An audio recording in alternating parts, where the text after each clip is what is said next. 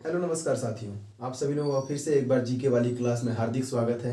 बेहतरीन तरीके से जीके वाली क्लास चल रही है जिसमें हम 10 महत्वपूर्ण क्वेश्चन को इंक्लूड करते हैं और उसके चारों विकल्पों को अच्छे तरीके से निचोड़ा जाता है। जो क्वेश्चन विकल्प से भी बनने लायक रहते हैं आपके सामने प्रस्तुत किए जाते हैं। तो चलिए शुरू करते हैं आज का बेहतरीन क्लास। तो चलिए देखिए बोर्ड में पहला क्वेश्चन क्या है। कह रहा है नालंदा विश्वविद्यालय की स्थापना किसके द्वारा किया गया था। ध्यान दीजिए, बहुत महत्वपूर्ण क्वेश्चन है ना। नालंदा विश्वविद्यालय, ठीक है, कहाँ पे है? बिहार में है। ध्यान से समझिएगा। बात कर लें ऑप्शन की, स्कंदनगुप्त। हाँ, स्कंदगुप्त ये वही व्यक्ति है जो क्या है, कुमारगुप्त का उत्तराधिकारी ना। कुमारगुप्त का ये पुत्र है, ठीक है। किसका? कुमारगुप्त का पुत्र कौन है? स्कंदनगुप्त। प्लस इसी के समय में हुनों का आक्रमण हुआ था। को क्वेश्चन क्या पूछा था? पूछा भी है, पूछा है कि हुनों का आक्रमण किसके शासनकाल में हुआ, तो वो कौन व्यक्ति है? स्कंदगुप्त, ठीक है। और ये क्या था? कुमारगुप्त का पुत्र है। कौन? स्कंदगुप्त। विष्णुगुप्त की बात कर ले तो ये गुप्त वंश का आखिरी शासक है। क्या है? गुप्त वंश का आखिरी शासक। गुप्त वंश का आखिरी शासक कौन है? विष्णुगुप्त। ध्यान से देखिएगा, गुप्त वंश का आखिरी शासक विष्णुगुप्त। और ये कौन है? स्त्रीगुप्त। गुप्त वंश का संस्थापक। गुप्त वंश का संस्थापक कौन है? विष्णुगुप्त। ध्यान दीजिए, मतलब हाँ, विष्णुगुप्त की बात कर ले, गुप्त वंश का आखिरी शासक। श्रीगुप्त गुप्त वंश का संस्थापक है। और कुमारगुप्त की बात कर ले तो नालंदा विश्वविद्यालय, हाँ, नालंदा विश्वविद्यालय किसने बनवाया? कुमारगुप्त ने। कहाँ पे? बिहार में। और ये कुमारगुप्त कौन है? ध्यान से देखिएगा, बहुत बेहतरीन चीज बताने जा रहे हैं। कुमारगुप्त की बात कर ले, कुमारगुप्त, ठीक, चंद्रगुप्त द्वितीय। ध्यान दीजिएगा, हम चंद्रगुप्त द्वितीय लिख रहे हैं। चंद्रगुप्त द्वितीय का पुत्र था कौन? कुमारगुप्त। इसी चंद्रगुप्त द्वितीय का नाम है विक्रमादित्य। ठीक, विक्रमादित्य किसका नाम है? चंद्रगुप्त द्वितीय का, ठीक है। और ये चंद्रगुप्त द्वितीय का पुत्र कौन है? कुमारगुप्त। तो क्वेश्चन क्या पूछा है? नालंदा विश्वविद्यालय की स्थापना तो किसके द्वारा? कुमारगुप्त के द्वारा। तो चलिए अगला क्वेश्चन। अगला क्वेश्चन ध्यान दीजिए। अगला क्वेश्चन कह रहा है आग का आविष्कार किस काल में हुआ था ना। यानी कि पूछ रहा है स्टोन एज वाला समय, पसाड़ काल, ठीक है। उसी समय की बात करते हैं जब आग की खोज हुई थी। तो पसाड़ काल को 3 भागों में डिवाइड कर दिया गया था। ध्यान दीजिए, नव पसाड़ काल, पूरा पसाड़ काल और मध्य पसाड़ काल, ठीक है। सीक्वेंस क्या था? पहले पूरा पसाड़ काल, फिर मध्य पसाड़ काल, फिर नव पसाड़ काल। यानी पसाड़ काल को कितने भागों में डिवाइड किया गया? 3 भागों में, ठीक है। तो बात कर लेते, चलिए नव पसाड़ काल की बात करते हैं। तो नव पसाड़ काल में क्या हुआ था? ध्यान समझिएगा। इस समय कृषि, क्या चीज? कृषि की, मतलब इंसान कृषि करना सीख गया था। किसमें? नव पसाड़ काल में। प्लस क्या चीज? प्लस पहिया, पहिए की खोज। कौन सा पसाड़ काल? नव पसाड़ काल। पहिए का खोज पूछे तो कब हुआ था? नव पसाड़ काल में। इंसान कृषि करना कहाँ सीख लिया था? नव पसाड़ काल में। पूरा पसाड़ काल की बात कर लें तो इसी समय आग की खोज हुई थी। कब? पूरा पसाड़ काल। पूरा पसाड़ काल में क्या हुआ? आग की खोज हुई। मध्य पसाड़ काल की बात कर ले तो इंसान क्या करता था? शिकार। इंसान क्या करता था? शिकार करता था जीवन यापन के लिए। प्लस क्या? मछली पकड़ता था। प्लस क्या? मछली पकड़ना। मछली पकड़ना कब? इसी मध्य पाषाण काल में। तो इंसान की मतलब जीवन यापन की शैली क्या थी? शिकार करना और मछली पकड़ के उनको खा पी के अपना जीवन यापन करना। कौन से समय में? मध्य पाषाण काल में। तो मेन क्वेश्चन क्या बनता है कि कृषि का कहाँ से स्टार्ट हुआ? नव पाषाण काल से। पहिया किस काल में बना? नव पाषाण काल में। आग की खोज पूरा पाषाण काल में। क्वेश्चन हमारा क्या था? आग की आविष्कार कौन से समय में हुआ? तो ऑप्शन नंबर सेकेंड इसका सही हो जाएगा। पूरा पाषाण काल में आग की खोज हो चुकी थी। चलिए अगला क्वेश्चन है। अगला क्वेश्चन ध्यान दीजिए। कह रहा है सबसे पुराना वेद है ना, सबसे पुराना वेद पूछ रहा है। तो टोटल कुल कितने वेद हैं? 4 वेद हैं। आपके सामने चारों के नाम लिखे हैं, अथर्ववेद, सामवेद, यजुर्वेद और ऋग्वेद। क्या पूछ रहा है? सबसे पुराना वेद। चलिए बात कर लेते हैं किसकी? अथर्ववेद की ना। तो इसमें क्या वर्णित है? जादू टोना ना, हाँ, जादू टोना, ठीक है। जादू टोना का वर्णन किसमें मिलेगा आपको? अथर्ववेद में मिलेगा, ठीक है। इसी में वशीकरण भी होगा, ठीक है। वशीकरण, भूत प्रेत सब कहाँ पे? भूत प्रेत का वर्णन आपको कहाँ पे देखने को मिल जाएगा? अथर्ववेद में। बात कर लेते हैं सामवेद की ना। तो इसे भारतीय संगीत का जनक कहते हैं ना। हाँ, भारतीय संगीत का जनक कहते हैं किसे? सामवेद को। और इसमें स्वर, मतलब संगीत के 7 स्वरों का वर्णन किया गया है। क्या चीज? सा, रे, गा, मा, प, ध, नी। ध्यान दीजिए कितने हो गए? 1 2 3 4 5 6 7, सातों मतलब स्वरों का वर्णन किया गया कहाँ पे? सामवेद में। बात कर लेते किसकी, यजुर्वेद की, है ना। तो यजुर्वेद में क्या है, ध्यान दीजिएगा, तंत्र मंत्र, है ना। हाँ, तंत्र मंत्र की बात कहाँ कहा गया है, तंत्र प्लस मंत्र की बात कहाँ कही गई है, यजुर्वेद में। और क्या बात है, ये गद्य और पद्य दोनों भाषाओं में लिखी गई है ना। गद्य और पद्य दोनों भाषाओं में क्या लिखा गया है, यजुर्वेद। और तंत्र और मंत्र की बात कहाँ कहा गया है, यजुर्वेद में कहा गया है। चलिए बात कर लेते हैं ऋग्वेद की ना। तो सबसे पुराना वेद यही है ना, सबसे प्राचीन या सबसे पुराना वेद कौन सा है, ऋग्वेद। क्या काम इसमें क्या वर्णित है, आर्यों के बारे में सबसे पहले कहाँ से सबूत मिलता है, इसी ऋग्वेद से। यानी आर्यों के बारे में कहाँ से पता चला, ऋग्वेद से पता चलता है। सबसे प्राचीन वेद ऋग्वेद। तो क्वेश्चन क्या पूछा है, सबसे पुराना वेद कौन सा है, तो सबसे पुराना वेद कौन सा है, ऋग्वेद है। चलिए अगला क्वेश्चन देखते हैं। अगला क्वेश्चन ध्यान दीजिए, कह रहा है बिंबिसार किस वंश से संबंधित था। बेहतरीन क्वेश्चन है ना, बिंबिसार किस वंश से संबंधित था। चलिए बात कर लेते हैं बिंबिसार की ना। तो बिंबिसार क्या है, हर्यक वंश का संस्थापक है। कौन, बिंबिसार। हर्यक वंश का संस्थापक कौन है, बिंबिसार ना। संस्थापक कौन है, बिंबिसार, ठीक है। ध्यान दीजिएगा, बिंबिसार क्या है, संस्थापक। और इसका पुत्र कौन था, अजात शत्रु। कौन, अजात शत्रु, ठीक है। इसका पुत्र था अजात शत्रु। और अजात शत्रु का पुत्र उदयन। ध्यान दीजिएगा, अजात शत्रु का पुत्र कौन था, उदयन। यानी बिंबिसार, अजात शत्रु, उदयन। ध्यान दीजिएगा, खास बात क्या है ना, हाँ खास बात क्या है, ये सब पितृहंता थे, मतलब पिता को मार के गद्दी पे बैठने वाले। मतलब बिंबिसार गद्दी पे बैठा था, अजात शत्रु इसका बेटा था, इसे मारा और तख्त पे बैठ गया। अब इसका बेटा उदयन, अब ये क्या किया, जैसे इसने किया उसी के साथ वैसा ही, इसे अजात शत्रु को मारा और खुद तख्त पे बैठ गया। ध्यान दीजिएगा, तो हर्यक वंश से संबंधित ये लोग थे। मौर्य वंश की बात कर ले, तो मौर्य वंश में चंद्रगुप्त मौर्य ना, चंद्रगुप्त मौर्य, ठीक, चंद्रगुप्त मौर्य हो गए, ठीक है। और कौन, इसके बाद बिंदुसार ना। ध्यान, अच्छा देखिए, नाम में बड़ा दिक्कत, देखिए बिंबिसार हर्यक वंश, बिंदुसार मौर्य वंश। ध्यान दीजिएगा, चंद्रगुप्त मौर्य, बिंदुसार, फिर बिंदुसार के बाद सम्राट अशोक ना, अशोक, ठीक। तो ये मौर्य वंश से संबंधित थे। अच्छा, मौर्य वंश का आखिरी शासक कौन था, बृहदत्त, है ना। बृहदत्त क्या थे, मौर्य वंश के आखिरी शासक, ठीक है। चलिए, तो हर्यक वंश हो गया, मौर्य वंश हो गया। नंद वंश की बात कर लें, महापदम नंद ना, महापदम नंद, ठीक है। कौन से वंश के संस्थापक, नंद वंश के। आखिरी शासक धनानंद, आखिरी शासक धनानंद। और धनानंद को हराया कौन, यही चंद्रगुप्त मौर्य हरा के तख्त पे बैठ गया और मौर्य साम्राज्य की नींव रख दिया, ठीक है। गुप्त वंश की बात कर ले, तो गुप्त वंश अभी जस्ट बताए थे आज के ही क्लास में, श्रीगुप्त ना। गुप्त वंश के संस्थापक श्रीगुप्त। और इसी में क्या थे, कुमारगुप्त। ध्यान दीजिएगा, कुमारगुप्त, ठीक है। विष्णुगुप्त, ये सब किससे संबंधित है, गुप्त वंश से। देखिए नाम में ही गुप्त लगा होगा, ठीक है। तो इस क्वेश्चन का आंसर क्या होगा, बिंबिसार किस वंश के संबंधित थे, तो बिंबिसार किस वंश से संबंधित थे, हर्यक वंश के, और इसके संस्थापक थे। चलिए अगला क्वेश्चन देखते हैं।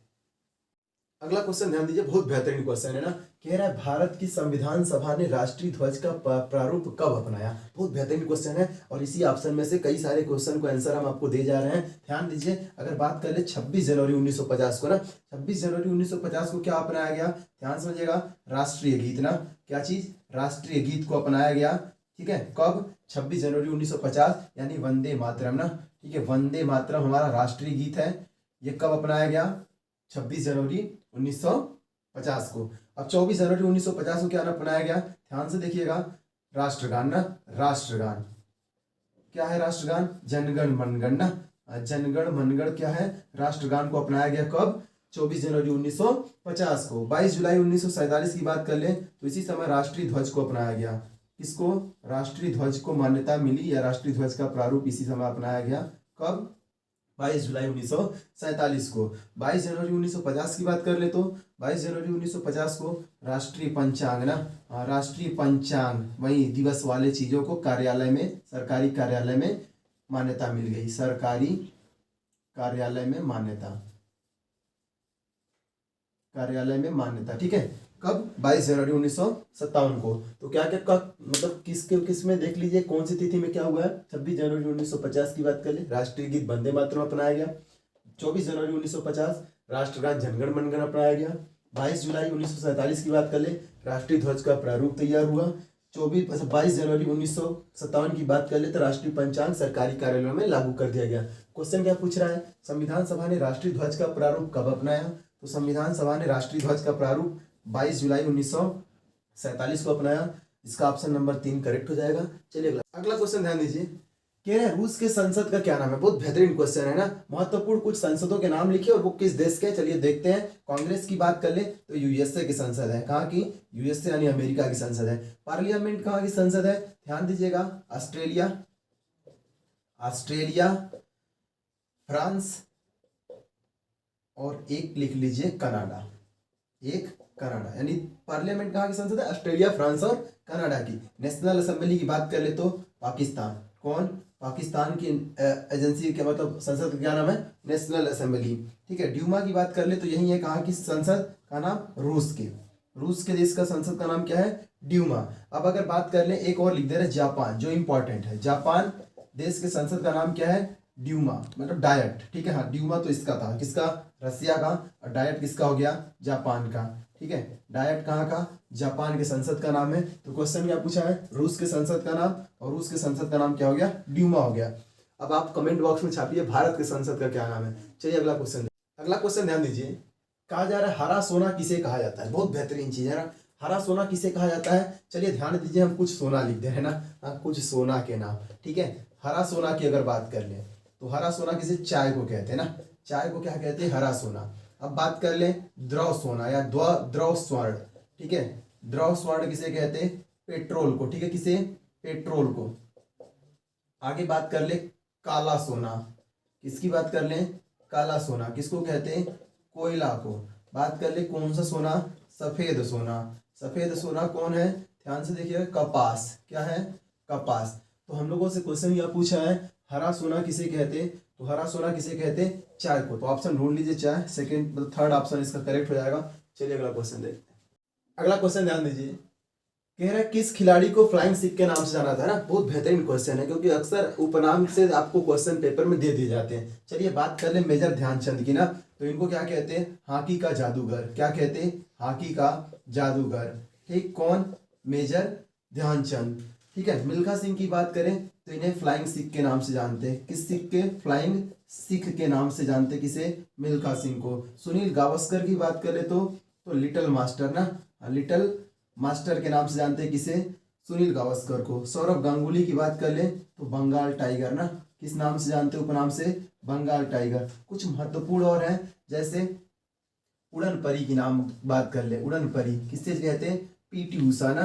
पीटी उषा क्या है? उड़न परी है। ठीक। ध्यान दीजिएगा, पीटी उषा उड़न परी है। और बात कर ले सुपर मॉम ना। सुपर मॉम के नाम से कौन जाना था? तो कौन है? Mary com. मैरी कॉम को किस नाम से जाना था? सुपर मॉम से। ठीक है। सचिन तेंदुलकर की अगर बात कर लेना, सचिन तेंदुलकर बेहतरीन पर्सन ना। सचिन तेंदुलकर की बात कर ले तो इन्हें मास्टर ब्लास्टर के नाम से जानते हैं। किससे? मास्टर ब्लास्टर के नाम से जानते हैं। किसको? सचिन तेंदुलकर को। ध्यान दीजिएगा। तो क्वेश्चन क्या पूछा हम लोगों से?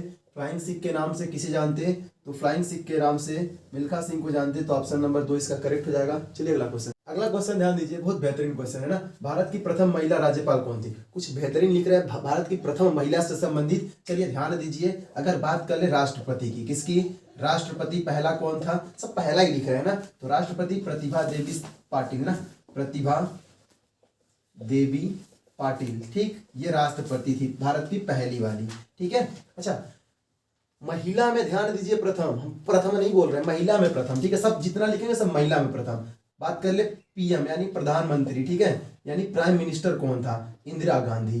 ठीक है। इंदिरा गांधी पहली वाली बात बता रहे हैं ना। ठीक है। महिलाओं में। दूसरी बात कर ले लोकसभा अध्यक्ष। लोकसभा अध्यक्ष कौन था? ध्यान दीजिए, मीरा कुमार। अच्छा, नाम में देखिए मत जाइए, कुमार ही है, कुमारी नहीं है ना। लोकसभा अध्यक्ष कौन? मीरा कुमार। ध्यान दीजिएगा। अब बात कर ले राज्यपाल, जो क्वेश्चन आपसे पूछा गया है। राज्यपाल कौन है? ध्यान दीजिएगा,